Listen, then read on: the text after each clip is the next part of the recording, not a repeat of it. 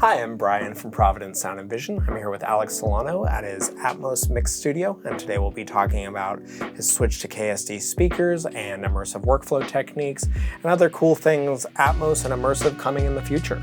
Thanks, Brian. Thanks for having me here. My name is Alex Solano. I am an immersive mix engineer, and we're here at my beautiful studio, KSD monitors all around in Apple Valley, California. Let's start about your recent move to KSD speakers. What made this decision easy? What did you hear? I reached out to the distributor of KSD in North America when I first heard that they were bringing KSD to North America. They were generous enough to send me a couple of samples to review, because at the moment I was basically rebuilding my studio. I previously had a 714 room with other sets of monitors in 2021, and in 2025 I did some acoustic treatment and construction in the room to kind of help some of the low-end information that was building up on the corners, and I was in the market for new monitors. So when I saw that you guys were bringing in KSD to North America, I reached out to you guys and basically requested for a sample pair of speakers to review. You guys were generous enough to loan me a pair of the A200s Mark IIs. I tested them out. I fell in love with them right away. I mean, it was like unlike anything else that I've heard. So at the time, I really wasn't sure if I was going to go full immersive with those or if I was just going to replace those for my stereo for my left and right. But after weeks of having ongoing discussions and conversations, I was able to test out some of the other models. And you guys were even generous enough to get the guys from KSD directly to kind of do some tech talk and talk about the specifications of my room. And then I knew, like, okay, I'm going to go all the way. I'm going to do it. Did you find your switch to KSD helped perfecting your spatial accuracy or changes in your spatial workflow? Well, the thing with the studio monitor is that it's the one thing you don't want to compromise on, because you're going to make all your mixing decisions based on what it tells you or what it doesn't tell you. And for immersive mixing, I had been doing it for a while. I had been doing it for 4 years prior to upgrading to KSDs. I wanted to upgrade to active speakers. I didn't want to compromise on the sound. I was also budget conscious. And after hearing the technology, the FirstCheck technology, full range, and their compact size, and being active speakers, I knew that this was going to be a significant improvement to what I had before. And what models do you have where in your studio? So on the front wall, I use the A200 Mark IIs for left, center, right.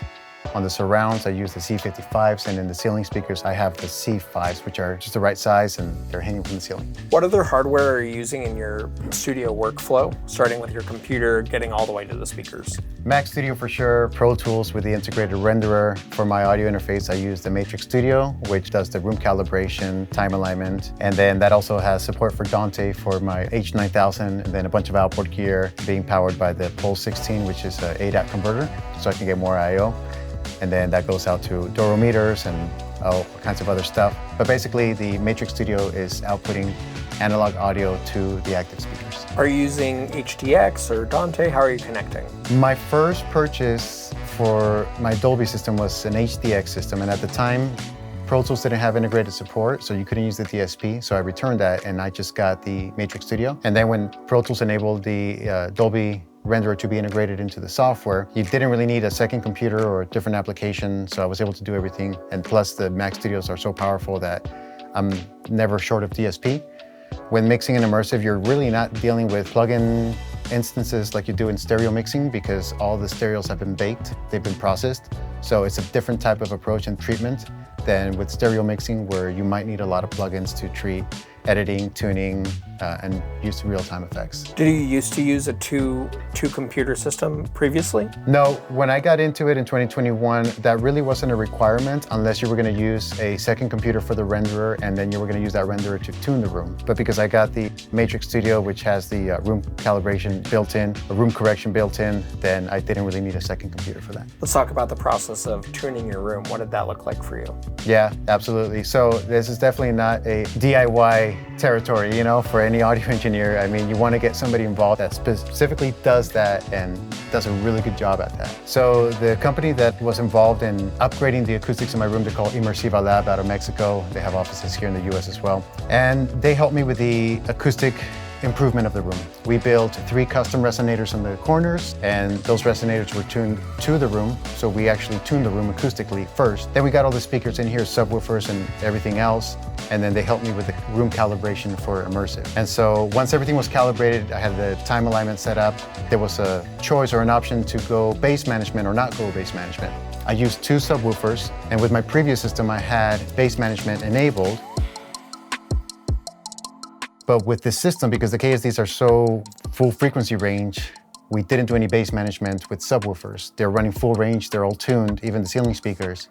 And the subwoofers are only being used for the LFE channel. How do you decide what's going to your LFE channel?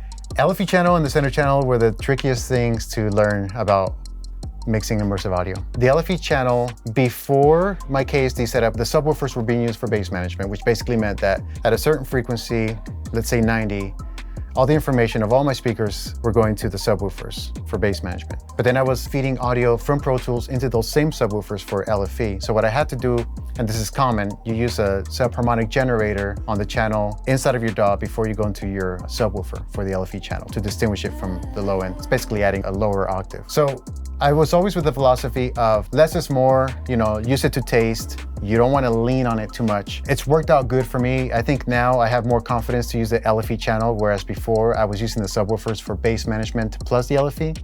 But now the subwoofers are strictly the LFE. So now, I'm not depending on them for bass management. I'm sending information to them, but it's usually maybe bass, more than likely a kick to enhance it. Although for certain styles like EDM tracks where you have these awesome drum fills that have full frequency, you put a little bit of the LFE in it, it really rattles the room. It's really cool. So when you're doing that, you're leaving your drums in the other speakers and then you're just adding a little bit of the kick into the LFE, or? Correct, yeah. Yeah, very cool.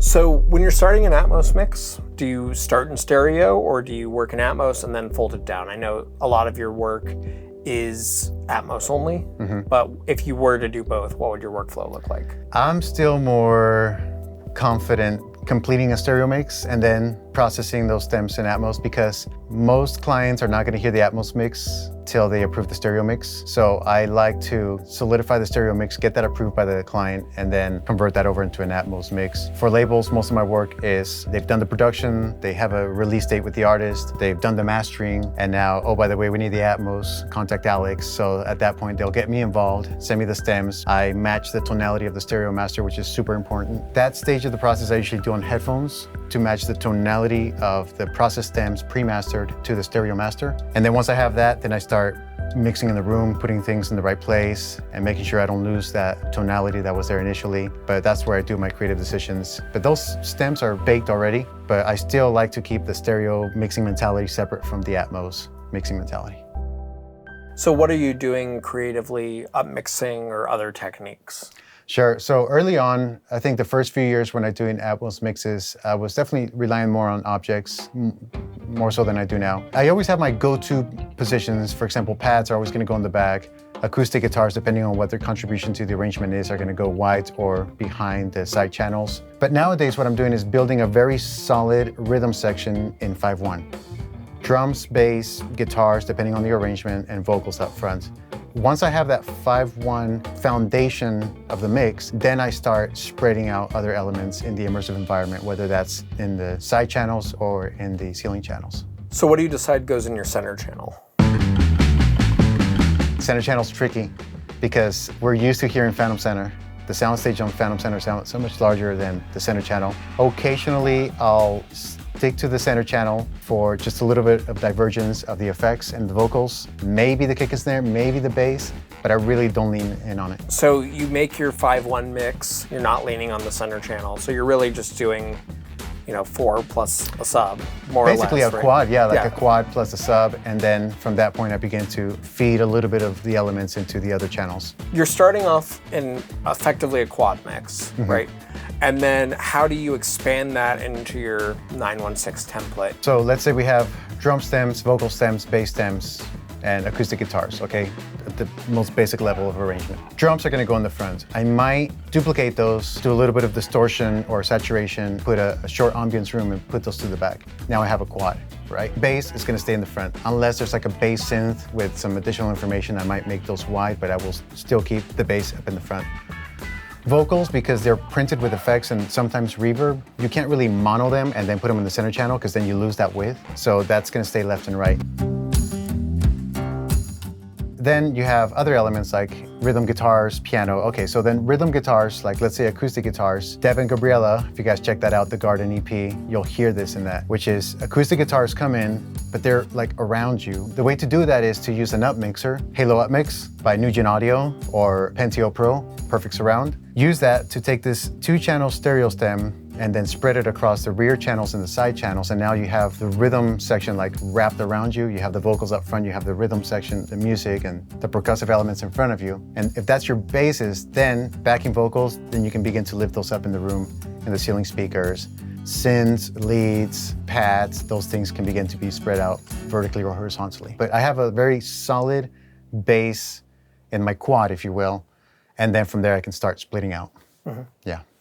And in your workflow, how are you using headphones? How are you using speakers? How are you switching between them?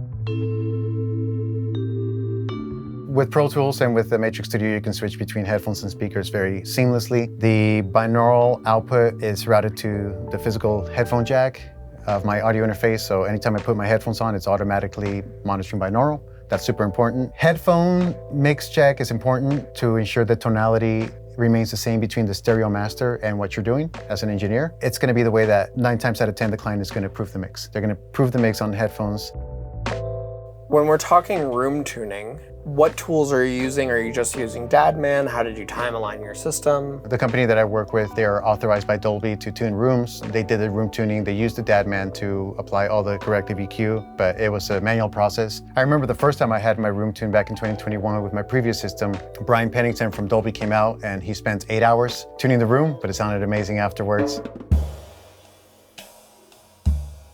Have you started creating any music for the Atmos format? Not really creating. I am part of a production team. We create music in different styles, Spanish, English, country, urban, ballads. I do production work there. In that stage of the process, or when I wear that hat, I'm gonna be mixing it in Immersive. So it's ensuring that I get all the different instruments split apart in the production process so that I can later on create an Immersive mix. Have you experimented with any spatialized effects, like adjusting your reverbs to different lengths or anything like that to utilize the Atmos to your advantage? If I'm creating the mix from scratch, yes, but if I'm working with process stems, I rarely add effects like reverbs or time delay effects. But when I'm working on a mix from scratch and I'm creating the stereo and the Immersive mix, nothing's like specifically done for Immersive. It's just my typical workflow, which is like on the H9000, for example, I'll definitely have 3 reverbs at minimum, like, you know, short, medium, long for vocals, and then the harmonizer. But then I know that when I switch that over into Immersive, I'll have those as separate stems. So short room will go in the front, medium will go on the side, long will go on the back, harmonizer will go in the spread, like the wides. And so I kind of mentally prepare of how I know I'm gonna treat those effects after I'm done with the mix. However, there are some really cool quad effects that I use, like the Eventide micro pitch Immersive. I love using that. Devin Gabriella, what I did on one of the songs, I took stereo acoustic guitars, put them on the side channels, and then fed them to a micro pitch Immersive quad that was panned to the front and the rears. So now you have this direct location of the dry instrument, but then you had this flangey, chorusy version of it coming from in front of you and behind you. So things like that I like to play with. That's awesome. Yeah. When you're creating an Atmos mix, how often are you folding it down to stereo in your workflow? It's interesting you ask that because through my reputation of working in immersive audio, I've had different clients ask me to create new stereo masters. Why? Because I'm making changes to the stems for immersive mixing that are improving the overall mix and presentation. And so by creating a new stereo master from that immersive mix, we usually end up getting better results. So now I'm actually doing both immersive mixing and stereo mastering from the same session by using stereo process stems. In that sense, I'm monitoring the immersive mix, but I'm being very mindful of the 2.0 fold down through mastering processing. I don't want to change the tonalities too much, but I do want to get it up to the loudness spec. So on my 2.0 fold down, I'll be using more things like clippers, limiters, maybe multi-band dynamics, but very minimal because I want to preserve the tonality of the immersive mix to sound the same as the new stereo master. But having all that within one template in my DAW allows me to create both and monitor both. And is that what you're doing for, you know, a stereo mix has different loudness requirements to an Atmos Correct. mix? So yeah. Is that what you're doing to mitigate that, or? I am, yeah, using the limiters and the clippers to make sure that I get it, you know, 9 loves, 8 loves, 7 loves. Yeah. Right. Okay, so we talked a lot about the spatiality of your mixes. How do you decide what's going to move? That's a great question. You know, whenever you hear any seasoned engineer talk about immersive mixing, I think we can all agree that it's not a gimmicky thing, you know? This is not a time to show off like our gimmicks, right? I think the important thing about mixing music in immersive is to have a really solid structure of the mix that works spatially, number one. So that's the first thing that I do. I build just a very solid base or foundation of the mix that's gonna work in immersive. And then secondly, I find a few elements that I can spin around if appropriate. So for example, let's say there is a particular percussion fill or a keyboard fill. Most of those stems are gonna be stereo. So what I'll do is I'll mono that, and now I have full pan control of its precise location. So if it's appropriate to the song arrangement and to the message of the song, then I'll find those elements in the mix, mono them, and then specifically place them or move them so that I want the listener to pay attention to those things when they appear. What plugins specifically are you using to place things in the sound field? I use the native surround panner in Pro Tools to have the static locations, but then for movement, I like to use Energy Panner, which is sound particles. It's great to work with. I've used it since day one, and I have my presets, you know, for backing vocals or for pads or for things to swirl around the room. Again, very deliberate, but I love using Energy Panner for that. What makes a great Atmos mix? I think what makes a great Atmos mix are the same elements that make a great stereo mix. As an engineer, you want to get out of the way of being there. You know, you want to do what you got to do, but then get out of there and not be noticed and really let the artist shine, let the message shine. Specifically, what do you think are some of the great Atmos mixes that are out right now? Well, I have my favorite spatial audio playlists that I use to demo my room when people come. One of them is Right On Back to You by Keith Urban. The way it starts is that you have this thunder and rain appears from the ceiling channels and a little bit of rumble on the LFE, and then the drums come in on the front. You get an echo of them behind you. It's a great arrangement and a song, so the immersive mix did it justice. Another one of my favorites, Norah Jones, Come Away With Me, just a classic. Her voice is just all around you, and it just sounds so natural and so full. Like the low end of the voice and the clarity of it just sounds amazing. Do you think these Atmos mixes have more emotional strength than the stereo ones? If they're done right, yes. I wish I could say that about all Atmos mixes, but I'll leave it at that. How do you balance the technical accuracy with the emotional storytelling while working in Atmos? You know, it's the same thing with engineering. There's a lot of technical stuff that you can get into a rabbit hole with, like with outboard gear and equalizers and saturators and multi-band compressors. But the moment that becomes a distraction from like actually being instinctive about your mixing, then you know you're not making the right decisions. It's really about like, you know what tools are there, but then being instinctive about the decisions that you're making to improve the musicality of the mix. For an engineer starting out, do you have any tips or tricks using binaural who might not have access to an amazing speaker system like you do just yet? Sure, so binaural, I think we have to understand why was it created in the first place. It's always been at its initial state to replicate how we hear sound and how we perceive sound. We have this thing called a head structure and then ear canal and all that, and how we like interpret sound coming around us, behind us, above us, at a distance, proximity, all that's interpreted by the brain, right? So binaural tends to replicate that in a way that's like applicable and like made possible for everyone. So with binaural technology and binaural mixing or binaural monitoring, some important things come into play when you're doing it with Dolby Atmos. Because in the Dolby renderer, you can choose if a sound, an object is going to have no binaural processing, which is going to be off, or whether it's going to have one of the three, which is near, mid, or off. And what I've learned through process of time is that whenever you're using any one of those settings, near, mid, or off, it's going to have tonal changes and distance changes. And some of those things might take you away from the intent, the creative intent of the stereo mix. I tend to be very deliberate about what settings I use when and on which elements I'm going to use those things on. One thing I noticed too is like whenever you are mixing binaurally on headphones and you start panning things away from the left and right channels, they get louder. So that means you're either going to have to compensate with a volume change or with an EQ application, especially subtractive EQ. So those are the things to keep in mind whenever you're using binaural technology for mixing is like how it works, what are the limitations, and then what you can expect to happen when you start moving things in the room behind you, above you, or even at a distance. You've built an Atmos room, you're ready to start. How did you start acquiring Atmos clients? It was never, now I have my room, I put a website up and people start calling, like that. That was never the case.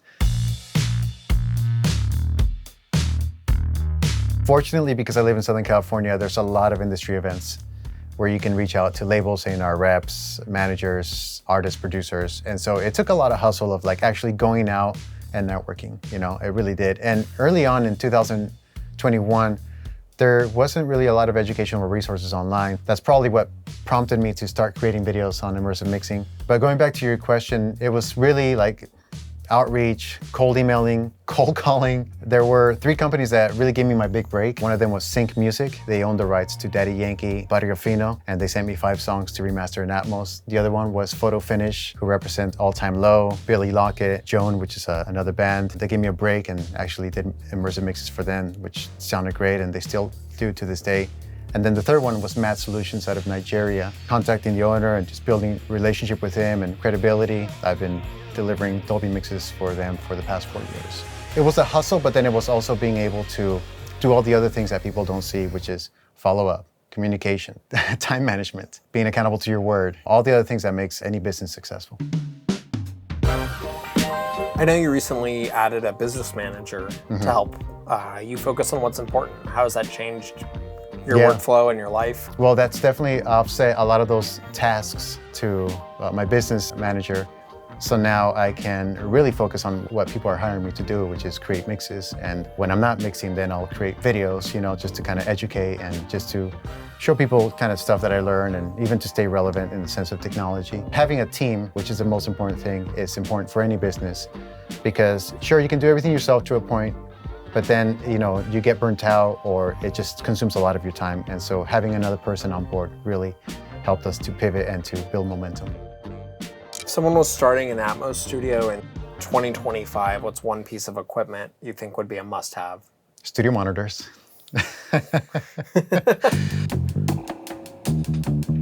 You can do it on headphones, but it can only get you so far. Right. But when you're in a room that's calibrated with studio monitors, multi-channel speakers, you make different decisions altogether than you do on headphones. And for someone starting out who's either new or might be intimidated at diving in, what advice would you give them?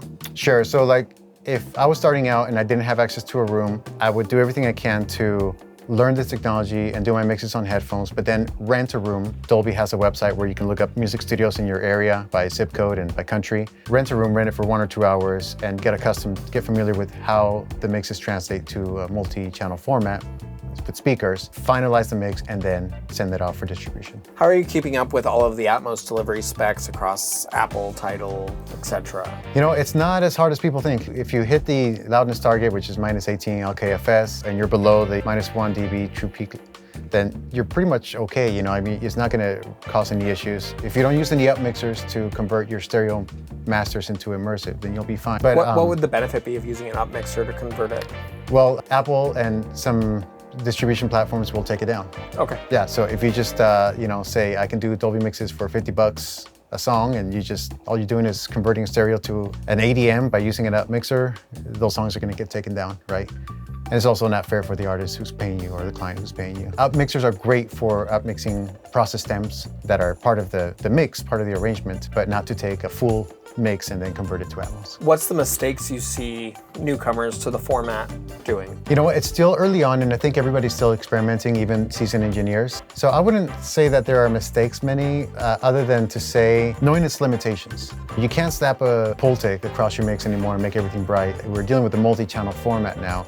So it's forcing engineers to think differently and think outside of the box of how they would glue their stereo mixes together. Now you have to think of how do I glue that by having things coming out of different speakers and different channels, and I can't just, slap a compressor across everything and glue everything together. So for me, it's caused me to rely more on saturators upward compressors, also on dynamic EQs to like address things when they're sticking out too much in the room. But it's a very like dynamic format in the sense that, you know, you're not having to compete in the loudness war. You know, you're delivering a master that's minus 18 dB. And so you don't have to cram everything down a funnel and try to like, you know, get it sound to a specific loudness spec. So it's just more creative, it's more pleasing to hear, you know, it's more refreshing when you hear an Atmos mix in the room. It's like you're part of it, you know, you're no longer having to like strain to hear a sound that's way in the back because it's being slammed by limiting. What are you using on your master chain?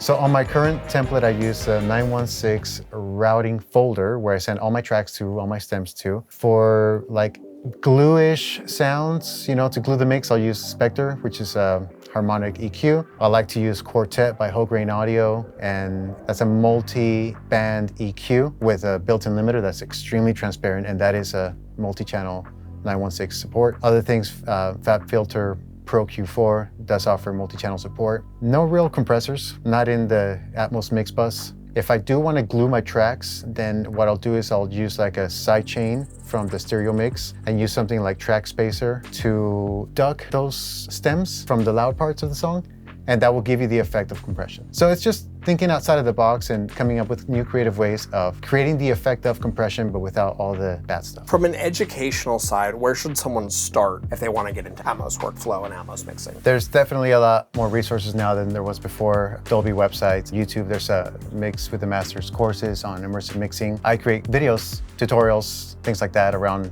mixing workflows specifically to immersive audio, so you guys can check that out. But no matter how much time you spend on YouTube, it's really a matter of application. You want to apply what you learn and then make it your own. No pro engineer that's like mixing at the top level is going on YouTube searching for how to EQ a kick drum. They're gonna spend time EQing a kick drum and discovering that, you know, or playing around with new tools to come up with new techniques or things like that. When I was first starting out and I really didn't have any clients and I loved mixing, but I didn't have anybody to mix for and I had to just build my own tracks to mix on, right? Or even downloaded stems from like websites to like practice mixing. You're just in a different mentality because you're exploring, you're discovering, which is perfectly fine, you're learning. But the moment somebody says, hey, I want to pay you this amount of money to make my song sound better, all of a sudden you're under pressure. That causes you to do different things. All of a sudden you're being held accountable. You have a deadline and there's money on the table and like they're paying you for a service that they themselves aren't going to make money on. Let's be real, you know, with streaming payouts and things like that. So it's like, wow, this person's coming to me and they're paying me for a service to do something that they're probably not going to see any benefit from, like monetization and things like that. So how can I deliver to them the best quality that I can?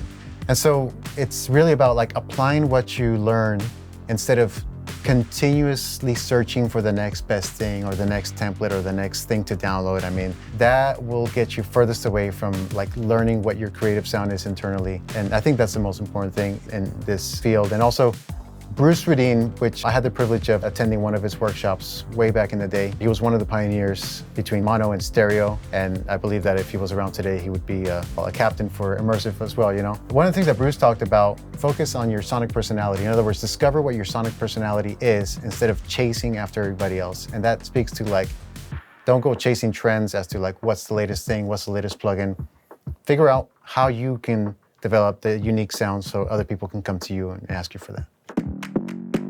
You have Avid S1 and you have the dock. How are you using them for Atmos? Do you have Every day, I mean, I have custom maps here where I can flip between immersive monitoring and stereo monitoring.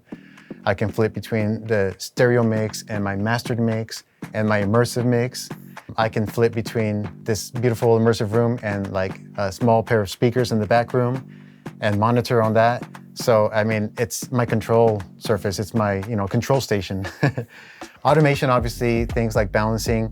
A lot of times I find that if I'm staring too much at the computer screen, like dialing in plugins, I'll turn away and then just really focus on the faders and listening in on the balance. Sometimes when I think I'm done with the mix, what I'll do is, especially in stereo mixing, I send everything to 4 auxiliary tracks: drums, bass, music or instruments, and vocals. And when I'm getting close to the end of the mix, when I want to print a mix and send it to a client, what I do is I basically put my screensaver on my computer. I play the track from the beginning and I just balance those 4 faders. I'll bring them all down all the way and then just listen to the relationship balance between instruments and vocals, drums and bass, and really find that and like fine tune it.